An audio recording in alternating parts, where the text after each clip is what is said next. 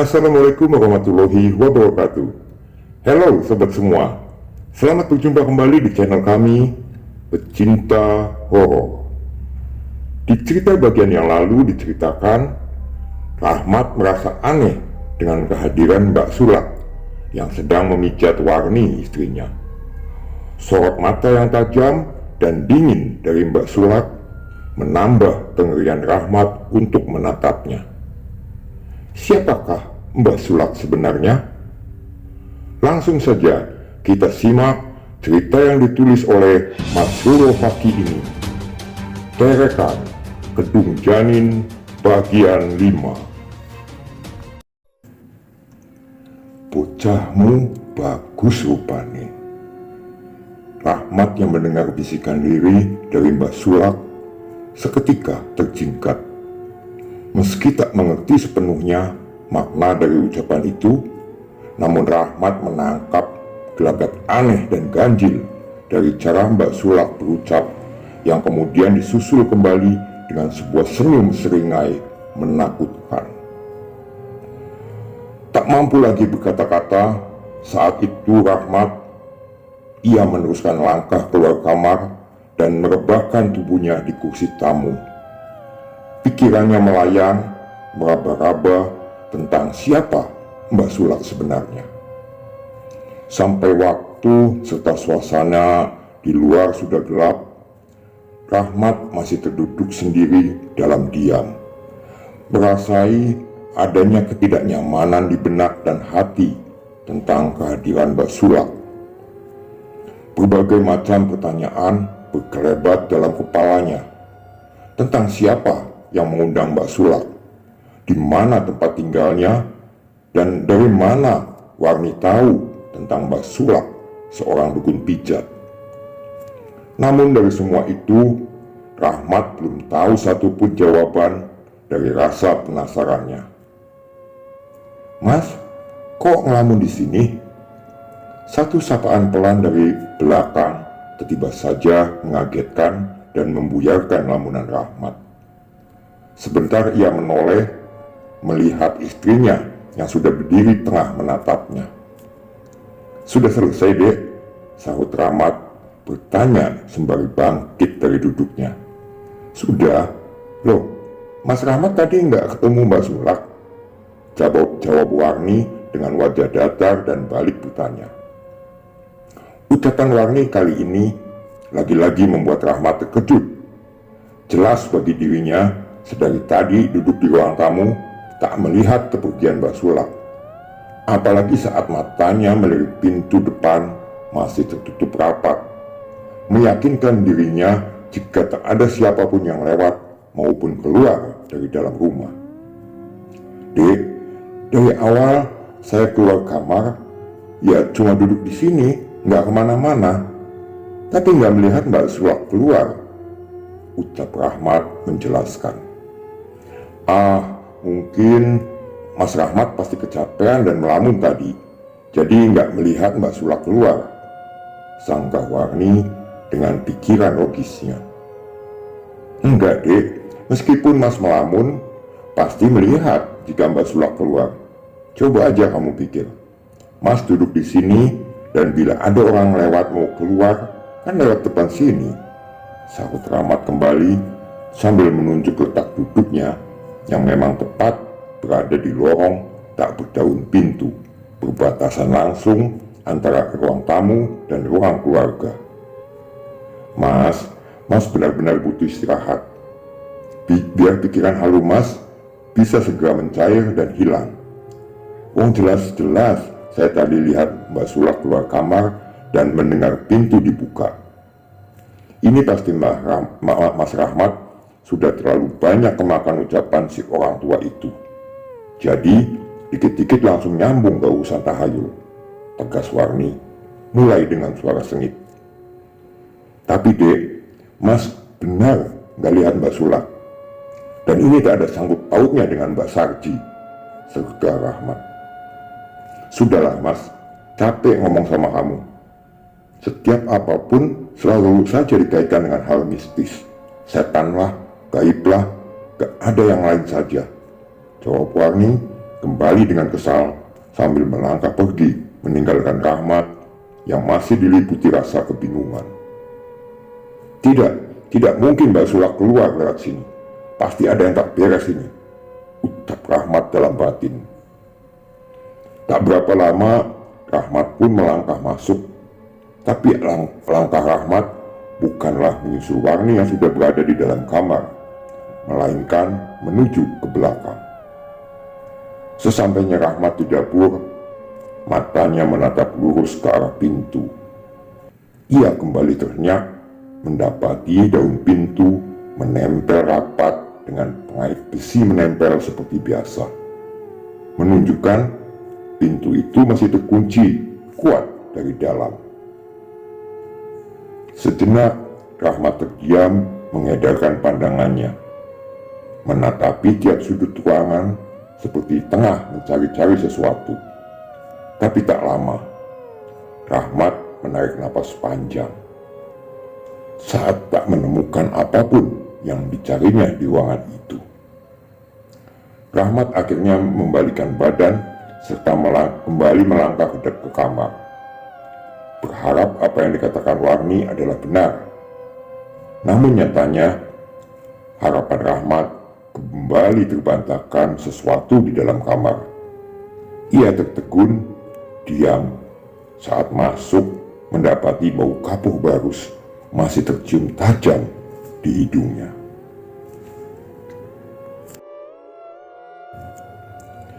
Ada keraguan menyirati wajah Rahmat saat itu. Tapi cepat dirinya tepis demi untuk mengistirahatkan tubuhnya dan berganti pakaian. Lalu Rahmat terdiam menatapi langit-langit kamar sambil sesekali menyesapi bau kapur barus yang sudah hampir memudar. Pikirannya masih belum bisa membuang akan hal aneh dan ganjil tentang sosok Mbah Sulak. Ingin saat itu ia menanyakan pada Warni, tapi melihat istrinya yang sedang mengandung seperti sudah terlelap, Rahmat menahannya. Sudah menjadi kebiasaan Warni, setelah pada Isya ia beristirahat. Terkadang rasa bosan menghidapi diri Rahmat. Ingin rasanya ia keluar rumah dan membaur dengan warga sekitar. Namun keinginannya itu selalu mendapat tentangan dari Warni, membuatnya harus bersabar dan mengalah. Meski sering mendapat dan mendengar sindiran dari beberapa teman serta tetangganya. Semakin lama Rahmat larut dalam ayunan keheningan di dalam rumah, dan juga bau kapur barus yang sudah menghilang, membuat matanya mulai redup dalam kelegaan. Sampai akhirnya Rahmat tertidur, benar-benar tertidur dengan pulasnya. Akan tetapi beberapa jam kemudian lagi-lagi Rahmat terjaga, terkejut dengan suara derit pintu depan serta tengah dibuka. Lalu tak lama disusul derap langkah kaki yang menuju ke ruang belakang, membuat Rahmat seketika terjingkat bangkit dari pembaringan. Pelan dan berjinjit langkah Rahmat saat itu, sebab dalam benaknya membersit satu pikiran, jika yang masuk adalah seseorang dengan maksud tujuan tak baik. Setapak demi setapak langkah hati-hati Rahmat mengikuti suara menuju ruang dapur, mencoba sedekat mungkin untuk mengetahui siapa yang telah lancang masuk ke dalam rumahnya di waktu larut. Namun sesampainya di pintu tak berdaun yang menghubungkan ruang keluarga dan dapur, serta hanya berbatas kain horden, Rahmat yang mengintip dari sibakan celah kain tak menemukan apa-apa. Rahmat terdiam membisu sambil terus mengitari ruang dapur dengan kedua bola matanya. Tak ada apapun, semua terlihat wajar dan seperti biasa. Hingga sampai pada titik di mana dirinya teringat tentang lampu yang menyala terang Barulah Rahmat mulai tersadar akan hal janggal. Buru-buru Rahmat mematikan lampu terang di dapur dan berniat kembali ke dalam kamar. Tapi sebelum masuk, ia masih menyempatkan diri melihat pintu depan yang jelas tadinya terdengar berderik. Dan saat itu juga semakin kuat keyakinannya bila yang ia dengar adalah sebuah gangguan. Sebab pintu itu dirinya lihat masih rapat tertutup, tanpa bergeser sedikit pun besi kecil pengait sebagai penguncinya. Rasa takut mulai menyegap diri Rahmat, walau ia sudah kembali berbaring di atas ranjang. Entah mengapa, setelah itu matanya seperti enggan untuk kembali terpejam. Sebentar ia melirik jam dinding yang menggantung di atas pintu kamar, di mana jarum pendek menunjuk ke angka 2 dini hari, sehingga semakin membuat pikiran dan jiwanya tersusupi rasa takut. Semakin lama ia terjaga dan berpikir, semakin dirasa tubuhnya dingin. Sampai akhirnya Rahmat memaksa matanya untuk terpejam. Tapi tak lebih dari 5 tarikan nafas, Rahmat memejamkan mata. Lagi-lagi ia dikejutkan dengan suara bunyi sanyo dibarengi gemericik air mengalir dari kamar mandi rumahnya. Sempat terheran Rahmat kala itu. Selain juga merasa ketakutan saat menerka bila itu adalah lanjutan dari gangguan tadi. Semakin lama, suara gemericik air semakin deras. Meski suara mesin sanyo sudah mati, tapi kali ini berganti suara guyuran air, persis seperti orang yang tengah mandi. Rasa penasaran yang begitu kuat akhirnya mengalahkan rasa takut dalam diri Rahmat, membuatnya bangkit dan kembali melangkah keluar kamar menuju dapur untuk kedua kalinya. Tiba di pintu, satu keanehan sudah menyambutnya. Melihat lampu yang baru beberapa menit sudah dimatikan, kini sudah kembali menyala. Ingin Rahmat saat itu meninggalkan ruang dapur yang sudah membuat tubuhnya merinding.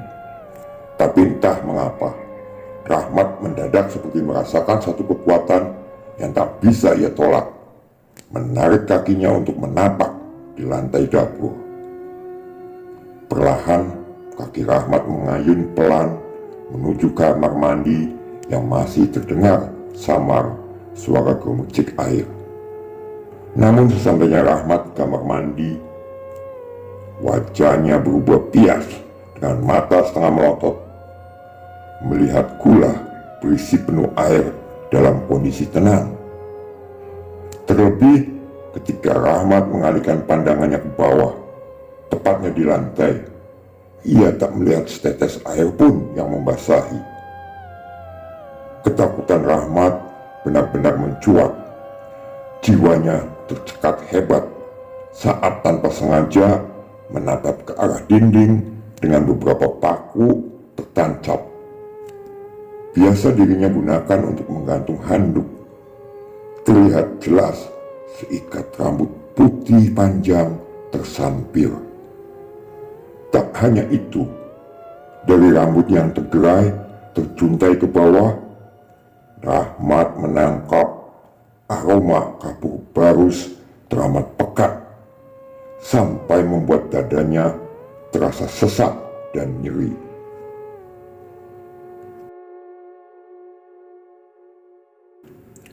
Rahmat cepat-cepat membalikan badan, melangkah terburu seirama degup jantungnya yang sudah tak beraturan. Sesampainya ia di kamar, segera menyelimuti seluruh tubuhnya, membiarkan keringat dingin yang membasahi tubuh dan pakaiannya, mengabaikan suara lirih nan samar dari kamar mandi. Lagi-lagi terdengar layaknya orang tengah mandi sembari bersenandung kecil. Malam itu adalah awal dari puncak semua kejadian pilu yang merenggut harapan kebahagiaannya. Tak bisa ditolak ataupun dirinya cegah. Di hari kedua, sama persis di waktu yang sama.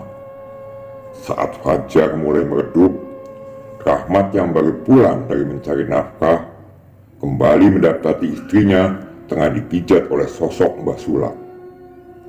Keanehan dan kejanggalan sudah Rahmat rasakan dari tatapan dan bau kapur barus sosok tua Mbah Sulak yang sedang mengelus pelan bagian perut Warni.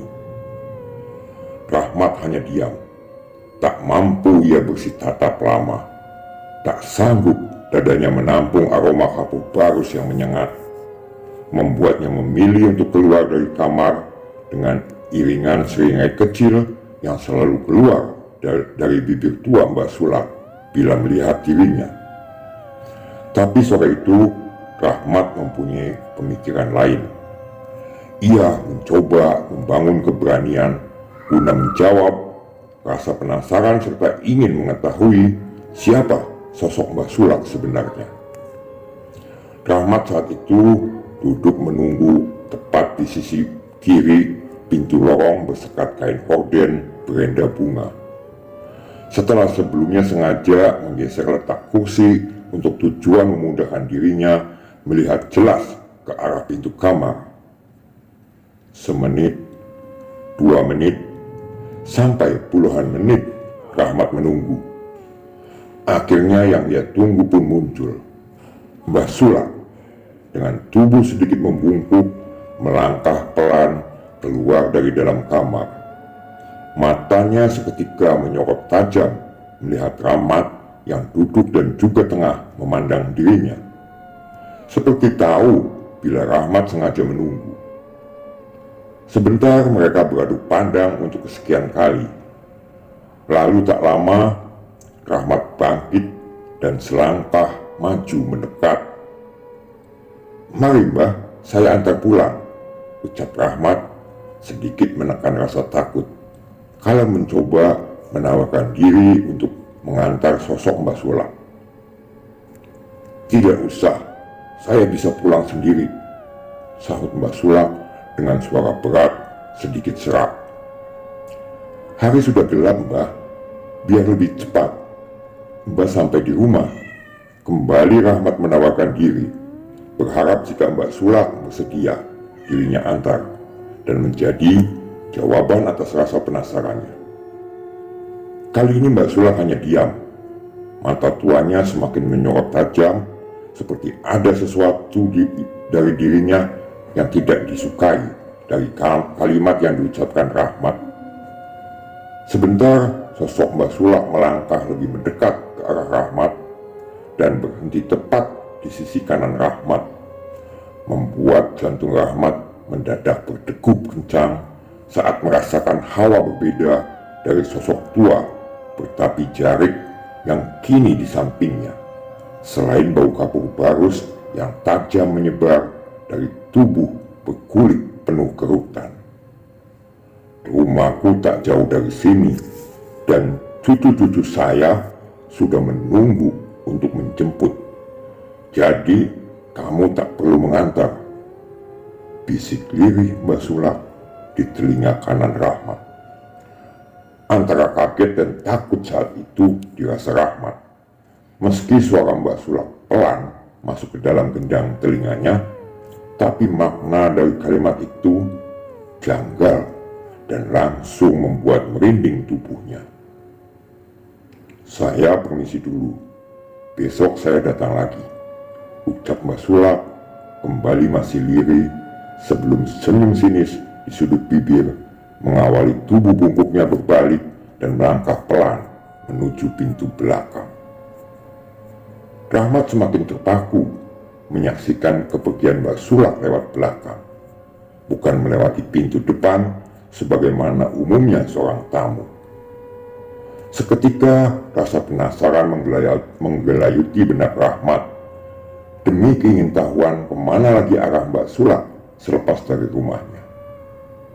Saat itu juga Rahmat mengikuti langkah Mbah Sulak, mengabaikan suara Warni yang beberapa kali memanggil namanya. Dingin dirasa Rahmat saat baru menapak lantai ruang keluarga. Walau ia tahu waktu memang telah petang sesudah beberapa menit lalu, di telinganya mendengar ikoma sebagai tanda masuknya waktu sholat maghrib berjamaah. Namun kali ini rasa dingin yang menjalari sekujur tubuh terasa lain dari hari biasanya.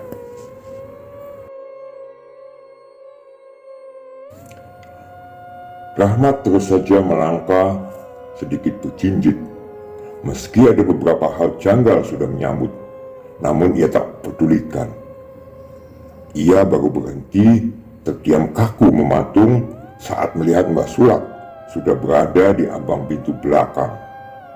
Seringai tajam sesaat menghias dari bibir Mbak Sulak kepada Rahmat sebelum kakinya melangkah keluar. Tepat di saat itu, satu pemandangan di luar seketika membuat tubuh Rahmat bergetar. Jelas, sangat jelas, mata Rahmat melihat beberapa sosok anak kecil berkain sewek menyambut dan menggandeng tangan Mbak Sulak. Sosok-sosok itu terlihat riang, mengerubung dan berlarian mengelilingi tubuh Mbak Sulak, layaknya cucu yang bermanja pada neneknya. Kini Rahmat yakin dengan firasatnya tentang siapa sebenarnya sosok Mbak Sulak. Keyakinan itu semakin menguat dalam diri Rahmat manakala ia memberanikan diri mendekat ke arah pintu dan mendapati sosok Mbak Sulak diiringi puluhan anak kecil melangkah lurus menuju ke belakang rumah. Suasana yang gelap memendekkan jarak pandang mata Rahmat sehingga hanya bisa melihat sampai tempat yang terkena sebaran cahaya lampu dari sudut kanan. Namun dari situ Rahmat tahu, Rahmat mengerti kemana Mbak Sulak berjalan dan menghilang. Dari situ juga Rahmat mengetahui sosok Mbak Sulak yang tiba-tiba berubah wujud menjadi sosok wanita cantik bergaun putih lusuh dengan rambut terjuntai memanjang sampai menyapu tanah, membuat dirinya langsung bergidik ngeri, penuh ketakutan.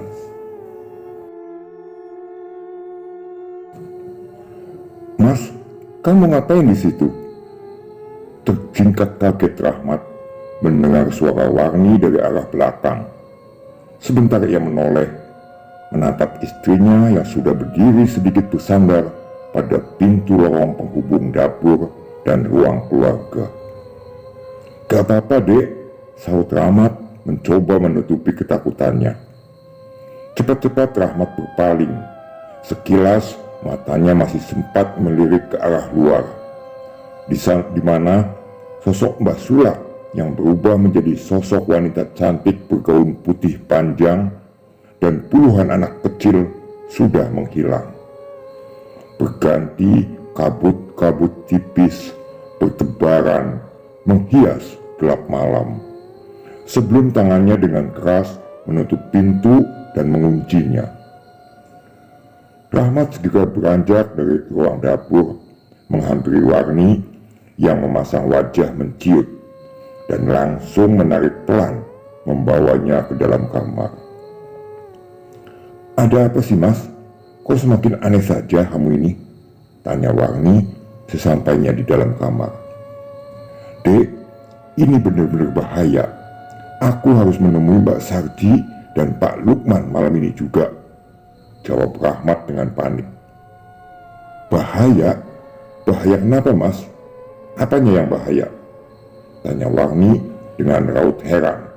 Namun tak lama wajah Warni kembali berubah sebelum Rahmat sempat menjawab. "Jangan kamu bilang ini ada urusannya dengan hal tahayul hingga kamu mau menemui orang tua itu. Tidak Mas, aku tidak izinkan kamu pergi, apalagi cuma untuk menemui orang tua dan ustadz itu," sambung Warni tegas dan sengit. "Dek, sekarang aku tanya, dari mana kamu tahu dan mengenal Mbak Sulak sebagai seorang tukang pijat?" tanya Rahmat masih dalam kepanikan. Dia itu memang dukun pijat, Mas. Mbak Sulak itu juga warga kampung sini yang biasa mengurusi wanita hamil sampai masa lahiran. Kemarin dia datang dan menawarkan diri buat menurut saya. Kebetulan memang saya kan sudah lama gak pijat, dan pijatannya itu enak, nyaman banget. Cocok aku pokoknya sama pijatannya. Warni menjawab dengan panjang lebar. Tapi dari jawaban itu semakin menyiratkan kecemasan dan kekhawatiran dalam diri Rahmat. Tidak, Dek. Besok kalau dia datang lagi, kamu harus menolaknya. Dia itu bukan manusia. Mbak Sulak itu sosok wanita yang Mas lihat beberapa kali di belakang rumah. Dia bukanlah manusia, sahut Rahmat menjelaskan tentang apa yang sudah benar-benar ia saksikan sendiri beberapa menit lalu. Mas, coba deh, Mas Rahmat sekali-kali berpikir secara logis. Jangan mudah percaya dengan hal-hal seperti itu. Apalagi berdasarkan ocehan orang tua itu lagi. Lagi-lagi sangkalan keluar dari mulut Warni mendengar ucapan suaminya. Kali ini tolong kamu percaya, Dek. Mas tadi lihat sendiri jika Mbak Sulak berubah menjadi sosok wanita yang pernah Mas lihat sebelumnya. Dan rumah Mbak Sulak itu di belakang rumah kita. Makanya Mas mau nemuin Mbak Sarji dan Ustadz Lukman yang tahu dengan hal-hal seperti ini. Terang Rahmat yang masih ngotot dan berusaha meyakinkan Warni. Terserah apa kata kamu, Mas. Aku tetap nggak percaya dengan semua itu. Aku yakin jika Mas Rahmat terlalu banyak berhalusinasi dan kemakan cerita dari orang tua itu. Mas mau anggap manusia atau bukan Mbak Sulak, itu terserah Mas Rahmat. Tapi aku tetap tak izinkan Mas Rahmat keluar dan menemui orang tua maupun Ustadz itu. Titik. Terdiam kali ini Rahmat mendengar ucapan dan larangan keras dan sengit istrinya. Ia tak mampu lagi berkata. Matanya hanya bisa menatap tubuh Warni yang sudah terbaring membelakangi. Pikiran Rahmat seketika melayang penuh kecemasan, kekhawatiran, dan ketakutan kala bayangan sosok Mbak Sulak menari-nari di pelupuk matanya. Seolah tengah tersenyum penuh kemenangan atas kegagalan sekian kalinya meyakinkan istrinya sendiri. Lunglai tubuh Rahmat terduduk di tepian ranjang. Tak lama ia pun terpaksa ikut berbaring di samping Warni. Jiwanya berkecamuk, batinnya bercampur aduk antara takut, ngeri, dan cemas, membuat matanya enggan mengatup meski badannya yang sudah terasa dingin merasakan keletihan setelah sehari penuh berkecimpung melaksanakan tugas dan kewajiban seorang laki-laki dalam mencari nafkah. Selagi Rahmat hanyut dan tengah berpikir keras, satu perasaan takut kembali hadir dan menyusup kuat saat tiba-tiba saja hidungnya membaui satu aroma wangi yang tak asing. Hingga semakin lama aroma wangi itu semakin menguat di dalam kamar, membuat bulu-bulu halus di sekujur tubuhnya berdiri meremang. Tak sampai di situ, perasaan takut dalam diri Rahmat semakin menjadi-jadi ketika dirinya merasa ada sepasang mata tengah menatapi. Sepasang mata itu seolah tengah melotot dan mengawasi dengan tajam. Rahmat terhenyak dan tercekat kuat ketika sepasang mata dan bau wangi bunga kamboja dirasanya begitu dekat, bahkan sangat dekat sekali, seperti berada tepat di sampingnya, bersebelahan dengan tubuh Warni yang telah terlelap berselimut.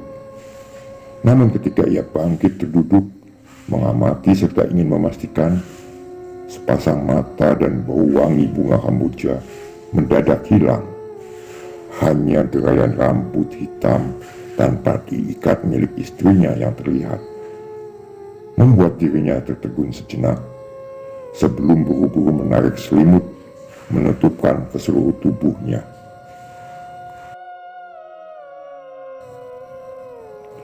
Pagi itu, setelah mengisi perut serta mengemas keperluan kerja, Rahmat dengan wajah lesu melangkah dan menghampiri kuda besi buatan Jepang yang selalu menemaninya bekerja. Tapi pagi itu, seperti ada hal lain yang dilakukan Rahmat. Sebab jalan yang biasa dan seharusnya ia lalui untuk ke tempat kerja berbelok ke arah kanan.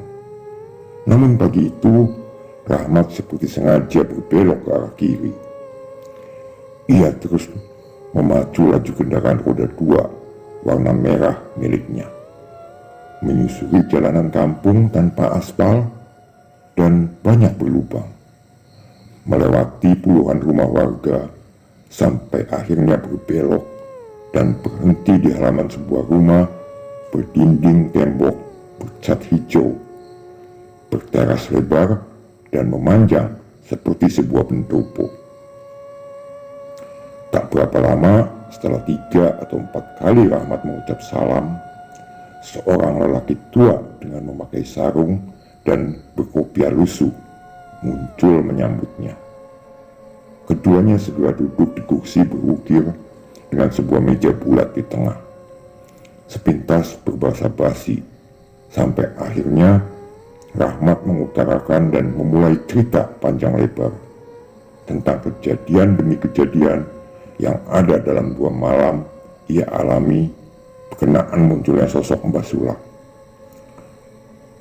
Sejenak laki-laki tua yang tak lain adalah Mbah Sarji mendengarkan seksama dari awal cerita Rahmat dengan wajah biasa dan sesekali datar, hingga sampai pada saat Rahmat menyebut nama Mbak Sulak, wajah Mbak Sarji seketika berubah menegang kencang, menunjukkan rasa terkejut yang teramat.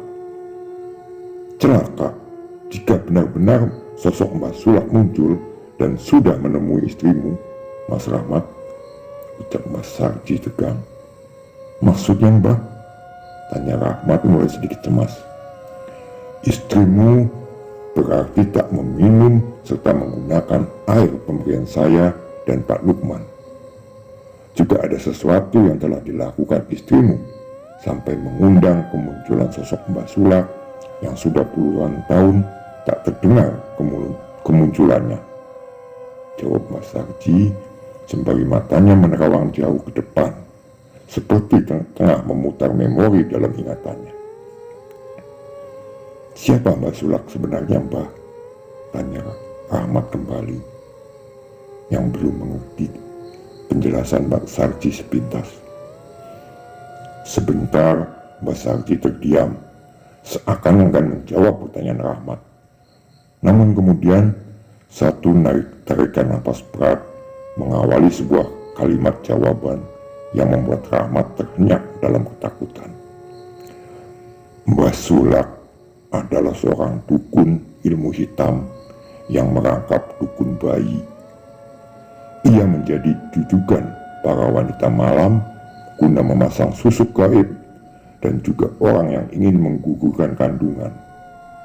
Ia adalah pemilik pertama rumah yang kamu tempati. Dulu, rumah itu adalah praktek perdukunan dan tempat aborsi, sehingga banyak janin serta bayi yang dibuang dikubur sembarangan di pekarangan belakang rumah itu.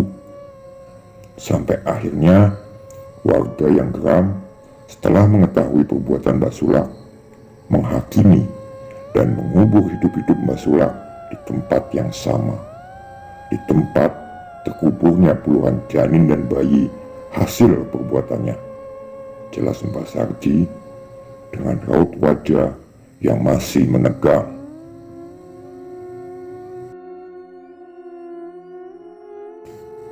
Nah, sekarang Rahmat telah mengetahui asal-usul Mbak Sulak dari penjelasan Mbak Sarji. Sekarang pertanyaannya adalah, wujud siapakah Mbak Sulak ini? mengingat dulu ia pernah dikubur hidup-hidup oleh warga. Apakah ia memang masih hidup atau...